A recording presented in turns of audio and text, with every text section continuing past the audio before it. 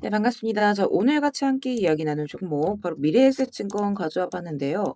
일단 지금 현재 우리 미래에셋 개파락하고서 말아올리긴 하지만 일단 지금 0.4% 정도 하락폭을 좀 이어가고 있는 그런 자리입니다. 그래서 이 종목이 지금 고점을 찍은 뒤로 지속적으로 지금 저점을 내리는 하락 추세에 와 있는 자리이기 때문에 자, 우리 구독자 가족분들 앞으로 이 미래에셋이 좀 어떻게 흘러가게 될 것인지 자, 이런 부분들에 있어서 걱정도 많이 되시고 또 한편으로 궁금하신 그런 자리이실 거라고 생각을 합니다. 그래서 이 부분들 그러니까 우리 미래에 있어서 좀 우리가 어떻게 대응을 해 나가야 하는지 자 이런 대응 전략적인 부분들 제가 좀 같이 말씀을 드려 보도록 할 거니까 자 오늘의 시청률 구독과 좋아요 한 번씩 부탁드리면서 자 오늘 영상 끝까지 시청해 주시면 또 감사드리겠습니다. 자 그래서 거두절미하고 이제 바로 본론부터 들어가 보도록 할 건데 일단 지금 여러분들 지금 이 구간 자체가 굉장히 또 지루한 자리이실 거라고 생각을 해요. 근데 이제 당연히 오르기만 하는 종목은 없듯이 이런 조정 구간 또한 잠시간 당연히 쉬어갈 수 있습니다. 자 거기에다가 지금 세로 조정이 아니라 깊지 않죠. 깊지 않고 옆으로 기어가는 가로 조정 구간인 만큼 다시 한번 급등을 좀 말아올릴 수 있는 이 상승 여력이 아직은 많이 남은 종목이다. 자 이렇게 먼저 좀 말씀을 드리고 싶습니다. 그러니까 왜냐면 일단 이번 상승이 테마만으로 올라온 종목은 절대 아니죠. 그러니까 실적과 이 자본 정책이 같이 함께 묶여 있습니다. 그러니까 일단 이 작년 실적, 2025년 실적 자체가 사상 최대치였고, 자, 지금 ROE가 12.4 정도로 밸류 단기 목표를 이미 진작에 넘어선 상태입니다. 자, 여기에다가 지금 총 6,300원대 주주 환원, 자, 그리고 자사주 소각까지 같이 재료가 붙었죠. 그러니까 사실 이제 보통 이런 증권주 같은 경우에는 원래 이제 실적만 좋거나 배당만 좋은 경우는 많습니다. 자, 그런데 실적, ROE, 주주 환원, 이런 세 가지 재료가 동시에 맞는 경우는 거의 없다라고 보시면 돼요. 자, 그래서 지금 모멘텀이 아직 좀 열려 있는 상태고, 자, 여기에다가 지금 이 미래에셋증권 해외 법인이나 이 글로벌 사업 확장성도 절대 무시를 할 수가 없죠. 그러니까 지난해 실적 중에서 해외 법인 세전 이익이 4,980억 원 수준이었는데, 자, 이 미래에셋의 지금 이익 목표치가 2030년 기준으로 5천억입니다. 5천억. 근데 그걸 지금 거의 근사치로 달성을 했다라는 거예요. 그러니까 지금 실적 자체가 말도 안 되게 성장 중인 과정이라는 거고, 이게 지금 절대 일시적인 부분이 아닙니다. 자, 작년 기준으로 전체 세전이익의 25%가 이 해외 법인일 만큼 해외 비중이 굉장히 컸습니다. 자, 이게 지금 지속적으로 확대가 되고 있는 부분이라는 거예요. 자, 그렇기 때문에 이 미래에셋 증권을 그냥 국내 증시 민감주로만 보면 안 된다라는 거죠.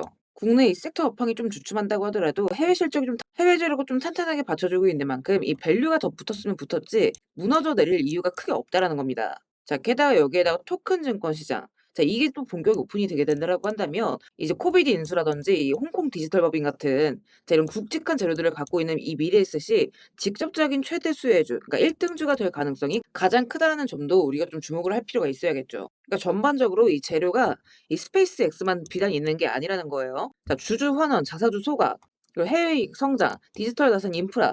자, 이런 대용 재료들이 지금 쭉쭉쭉쭉 밑에 깔려 있는 만큼 자, 올해 추가적인 실적 확대와 더불어서 이 주가 상승을 다시 한번 견인할 수 있는 자, 이런 모멘텀이 다시 한번 펼쳐질 수 있다라는 겁니다. 자, 그렇기 때문에 여러분들께서 이렇게 눌린다고 하더라도 절대 쫄지 말고 모아갈 수 있어야 된다. 자, 이렇게 이제 말씀을 드리고 싶어요. 그리고 가장 중요한 건 이 바닥 저점을 찍는 구간. 자, 이런 자리에서 여러분들이 기회로서 다시 한번 이런 큰 수익 구간을 챙겨가실 수가 있어야 된다라는 거죠. 자, 그래서 제가 이 종목들, 그러니까 매번 이렇게 매수하고 매도하실 자리들, 어디에서 적절하게 매수를 하셔야 되는지, 그러니까 제가 항상 강조드리는 내용이 뭐죠? 우리가 이런 큰 추세를 한 줄기에 먹기 위해서는 이런 추세 변곡의 지점이 가장 중요하다. 그러니까 고점도 마찬가지죠. 그러니까 저점에서 고점까지 우리가 좀 싸게 사서 비싸게 팔기 위해서는 결국 중요한 건 이 추세 변곡의 신호입니다. 그래서 이런 부분들 제가 여러분들 같이 또 하나하나 말씀을 드리고 있습니다. 그래서 이 미래에셋 같은 경우에도 제가 가장 최근에 말씀드렸던 구간이 이때 1월 14일자였는데 자 이때서부터 제가 우리 미래에셋 증권 35,000원 구간대에서 자 5만 원, 7만 5천 원까지 보셔야 된다. 그러니까 공격적으로 좀 들어가셔야 된다. 그러니까 지속적으로 좀 말씀을 드렸습니다. 자, 이 날짜 기준으로 분봉 상태에서 지금 10억 대의 수금들이 계속해서 꽂히기 시작했고 자 29,000원 자리죠. 여기에서부터 지속적으로 좀 잡아가셔야 된다. 자, 요렇게 이제 말씀을 드렸었고 그러니까 이 시기였죠, 이 시기. 그러니까 29,000원대 자리부터 76,000원대 구간까지 그러니까 여러분들께서 마음 편하게 이 2배 정도 이상 수익 가져가실 수 있도록 가이드라인 같이 함께 잡아 드렸습니다. 그러니까 이런 식으로 제가 여러분들께서 매수하셔야 되는 자리들 그리고 매도하셔야 되는 자리들 나아가서 대응 전략들까지 같이 함께 좀 말씀을 드리고 있으니까 자 필요하신 분들은 이 참고라도 같이 하셔서 우리 미래에셋 이 대응 구간들 잘들 챙겨 가셨으면 좋겠습니다. 그러니까 우리 구독자분들이라면 누구나 이 텔레그램방 통해서 100% 무료로 이 매수 매도 구간들 실시간으로 확인하실 수가 있고요. 확인하시는 방법은 영상 하단 더보기란 링크 통해서 타점 공유 체크하신 뒤에 미래에셋이라고 문의 남기시면 바로바로 입장해 보실 수 있습니다. 다만 제가 이렇게 텔레그램하고 초대 링크 외에도 이렇게 미래에셋 증권에 대한 수급 분석 자료들까지 좀 같이 보내드리고 있기 때문에 이렇게 미래에셋이라고 정확하게 남겨주신 뒤에 제출 버튼 눌러주셔야 우리 미래에셋과 관련된 자료들을 제가 좀 바로바로 보내드릴 수가 있습니다. 필요하신 분들은 이 미래에셋이라고 정확하게 문의 남겨주시고요.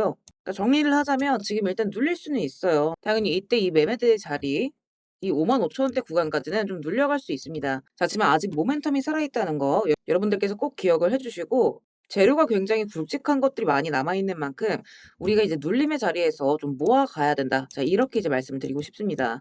이 추가 신호의 자리들 잘도 또 준비를 하셔서 앞으로 찾아오게 될 이 큰 수익 구간들 다들 좀 빠짐없이 챙겨가셨으면 좋겠습니다.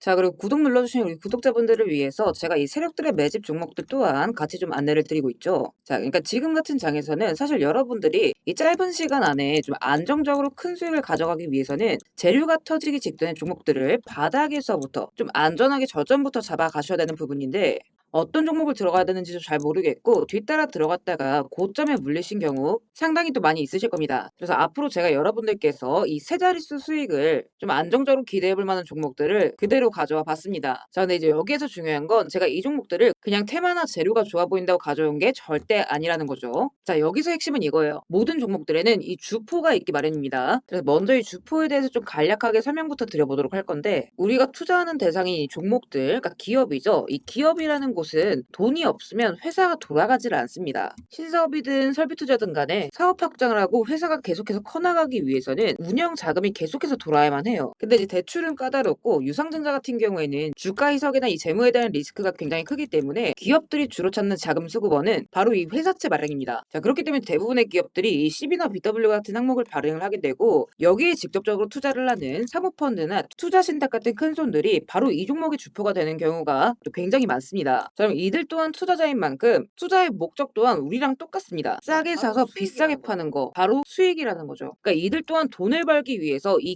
기업에 투자를 하는 주체들이기 때문에 자, 우리는 이들의 움직임에 주목을 할 필요가 있다는 겁니다. 자, 그 중에서도 우리가 직접적으로 타겟팅해야 되는 부분은 바로 이 조기상한 청구권인데 일단 국내 CB 같은 경우에는 보통 발행 1년에서 2년이 지나면 사채권자가 빨리 돈 갚아라. 자, 이렇게 조기 상환을 청구할 수가 있어요. 자, 그러면 회사 입장에선 갑작스럽게 큰 현금이 필요해지게 되는 부분이죠. 자, 그러면 이때 사실 가장 좋은 방법은 주가를 올려서 주식을 판 뒤에 대금을 갚는 겁니다. 그러니까 물론 이제 모든 종목들이 다 그렇지는 않겠지만 적어도 특정 패턴대로 그대로 좀 움직이는 종목들이 있다라는 겁니다. 그래서 몇 가지 사례를 보게 되면 자, 이 종목 같은 경우에는 전환 청구 시작일이 2025년 1월 그리고 1회차 조기 상환 청구는 한참 뒤인 2026년 1월이죠. 차트를 보시면 내내 잠잠하다가 딱 이 전환 청구기에 맞춰서 이 11월 17일자부터 1월 19일자까지 자 870원서부터 5,140원 그러니까 거의 5배 가까운 상승을 보여줬습니다. 그래서 다음 사례도 마찬가지로 전환 청구 시작일은 2024년 4월이지만 조기 상환 일자는 25년 4월 13일이었고 3월 31일부터 4월 28일까지 2,000원에서 6,000원 그러니까 3배 가까운 급등을 뽑아줬습니다. 그리고 이 종목의 경우에도 시작길 24년 5월 1회차 상한길 25년 5월이죠. 그리고 이 종목도 그대로 똑같이 3월부터 청구길 5월까지 두 달 사이에 3배 폭등을 한 겁니다. 자, 그러면 여기에서 이제 마무리. 자, 지금껏 말씀드렸던 이 급등 패턴을 보이는 종목들 모두가 이 특정 사모펀드가 직접적으로 투자를 감행한 종목들입니다. 자, 그럼 그렇다라고 한다면 지금 이 특정 시점만큼은 수익을 보기 위한 어느 정도 정형화된 투자 패턴이 존재를 한다라는 얘기나 마찬가지인 거겠죠. 자, 그리고 조사를 해본 결과 이들이 현재 투자 중인 종목들 그리고 그 중에서도 유사한 패턴으로 이 초기 회차 청구가 얼마 남지 않은 종목들의 리스트를 제가 현재 추려놓은 상태입니다. 그러니까 물론 이 종목들 중에 어떤 종목들이 한 달 새에 400% 500% 가게 될 이런 대장 종목들인지까지는 알 수는 없겠지만 적어도 이 세 자릿수 수익률을 우리가 좀 기대해 볼 수 있는 급등 유력 종목군이라고는 좀 볼 수가 있다라는 거죠. 자, 하지만 주식시장 규제상 이렇게 영상 내에서 공개적으로 이 부분에 대한 말씀을 좀 직접적으로 드릴 수가 없기 때문에 자, 이 종목들과 내용들은 따로 요청 주시는 우리 구독자분들께만 제가 그대로 좀 전달을 드리도록 하겠습니다. 그래서 필요하신 분들은 영상 하단 더보기란 링크 통해서 급등 종목 체크하신 뒤에 구독 인증 차원에서 영상 시청하신 종목명 같이 남겨주시고요. 어디까지나 제가 우리 구독자분들께는 100% 무료로서 전달드리는 정보인 만큼 우리 구독자 가족분들은 관심 종목이라도 추가해 두시고 급등 나오는 순간 이런 구간들 다들 좀 챙겨 가셨으면 좋겠습니다. 자, 대신 무료로 나눠드리는 정보인 만큼 구독과 좋아요 버튼은 꼭 좀 한 번씩 눌러주시고 저는 오늘 여기서 이만 인사드리도록 하겠습니다. 시청해주셔서 감사드립니다.